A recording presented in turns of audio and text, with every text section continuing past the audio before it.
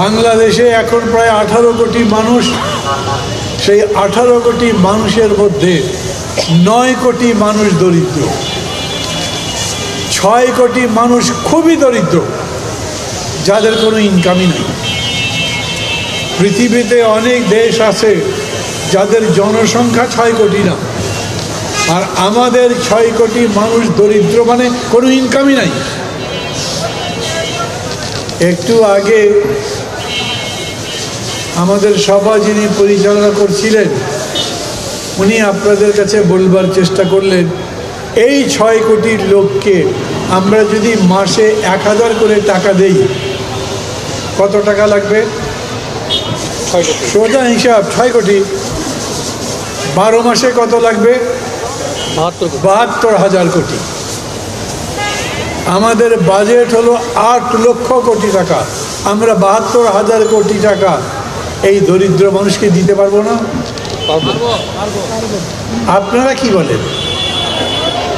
8 লক্ষ কোটি টাকা যা দেশের উন্নয়নের জন্য খরচ করা হবে, তার মধ্যে থেকে 72,000 কোটি মানে 1 লক্ষ কোটি টাকারও কম, যার কোনো ইনকাম নাই, তাকে দিয়ে দেব। পারবো? আপনারা বলেন পারবো দিতে? মানে আমি ক্ষমতায় নেই দেখে ভরসা পাচ্ছেন না আমার উপর? আমি বলছি যদি ক্ষমতায় যাই তাহলে দিয়ে দেব। কাজটা ভালো হবে কি খারাপ হবে?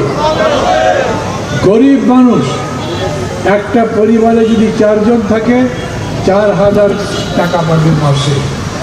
গ্রামে যে বাস করে তার 4,000 টাকা খরচও হবে না, সে হয়তো 2-2,500 টাকার মধ্যে দিয়ে তার সংসারে খরচ চালাবে, আর 1,500 টাকা ওর মাথায় যদি বুদ্ধি থাকে প্রত্যেক মাসে জমাতে জমাতে হয়তো 3 মাস পরে 2টা মুরগি কিনবে, নাহলে 4 মাস 5 মাস পরে একটা ছাগল কিনবে, নইলে একটা রিক্সা ভ্যান করবে, আরও কিছুদিন অপেক্ষা করবার পর না হলে একটা সিএনজি কিনবে। বড় লোকদের যদি টাকা দেন ওই টাকা সে বিদেশে পাচার করে। আমাদের দেশ থেকে প্রত্যেক বছর 1 লক্ষ কোটি টাকার মতো বিদেশে পাচার হয়, কিন্তু গরিব মানুষকে যদি টাকা দেন ওই টাকা পাচার হয় না। বলি, মানুষের পেটে যদি ক্ষুধার আগুন জ্বলে, ওর কাছে কোনো সংস্কার ভালো লাগে না, ওর কাছে কোনো ভোট ভালো লাগে না, কোনো ভালো কথা তার কাছে ভালো লাগবে না। অতএব সরকারের দায়িত্ব প্রথম হচ্ছে দেশের মানুষের ক্ষুধা দূর করা।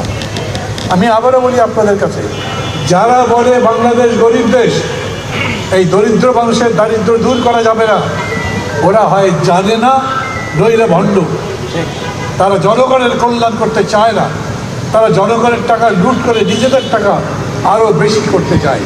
না হলে এই মানুষগুলোর দারিদ্র দূর